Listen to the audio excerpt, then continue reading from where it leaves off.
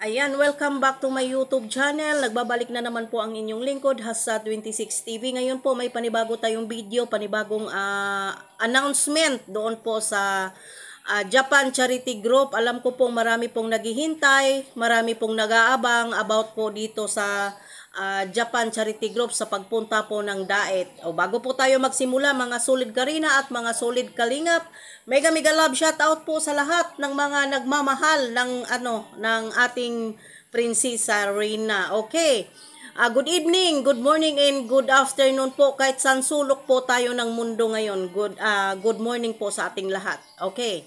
Mega love shout out po sa ating mga OFW na nagmamahal at nagpakahirap sa ibang bansa para po sa kanilang pamilya. Okay. Ngayon po may panibago po tayong video o panibago pong update.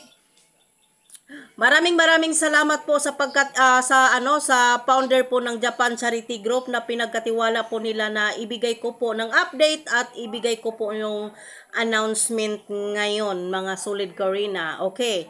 Nagkausap po kami ng founder ng Japan Charity Group kagabi.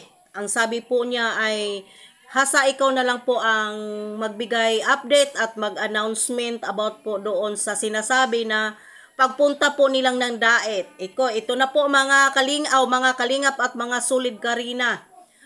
Sabi po kasi sa akin ng Founder Ims ng Japan Charity Group na nagkaroon lang po ng konting problema at konting aberya. Kaya po ay hindi po, di ba sabi po, first week ng December, kasunod po ng pagpunta ko ng DAET. Hindi po ba naalala po ninyo mga langga? Ang sabi po kasi niya sa akin, nagkaroon po kasi ng konting problema sa mga requirements niya sa pagpunta po ng Pilipinas at pagpunta po at ma-meet and greet po niya ang Kalingap, lalong-lalo na po si Kuya Bal at Ate Edna at si Kalingap Rab at lalong-lalo na po yung Princess Rina natin po. By the way po pala, huwag po kayong mag-alala. May kunting problema lang po mga langga na nagkaroon po ng yung kanyang cellphone na para po magkaroon po ng connection pagdating dito sa Pilipinas. Kasi po ako po ay nagkaroon po ako ng problema about SIM card. Yun lang po ang problema niya. Pero po mga langga, abangan po ninyo talaga. Ngayong December na to or katapusan, makikita po natin ang founder ng Japan Charity Group na pupunta po ng DAET. At saka po, isa pa po pala, baka po magkasama po kami. Baka magkasama po kami papunta po ng DAET dahil po ay ang sabi po niya ay kailangan po na magkasama kami at mamili po sa mga giveaway na ibibigay po sa mga nangangailangan o lalong-lalo na po kay Rina. At isa pa po, mayroon na po siyang ibibigay kay Rina. Ayan. Basta po abangan po natin mga kalangga, abangan po natin talaga na sa ngayon po ay nag-process pa po siya ng mga papers na papunta po at luluwas po ng Maynila.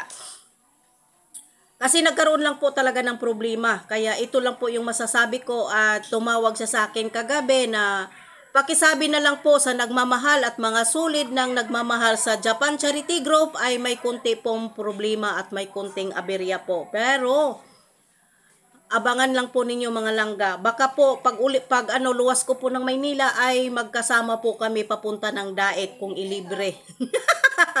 Kung ilibre po. Ayan. At kasama po ako sa mamimili ng giveaways at para po sa i-gift po niya kay Rina. Ayan po mga langga, huwag po kayong mag-alala ha. Medyo madidili lang po ang pagpunta niya ng DAET kasi po nagkaroon po ng problema at nagkaroon po ng aberya ang pagpunta po niya sa Japan po niya dito sa Manila. May kunti lang pong problema sa kanyang pagpaprocess ng papers niya. Kaya yan mga langga, hanggang dito na lang po at huwag po kayong mag-alala. Abangan po ninyo yan. Malaking event po ang gagawin ng Japan Charity Group, lalong-lalo na po sa admin na si Ma'am Hassel at si Ma'am Mel. Mega love shout out po at lalong-lalo po sa kanilang admin. Maraming salamat po. Bye-bye and God bless.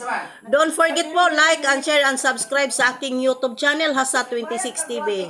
God bless. Bye.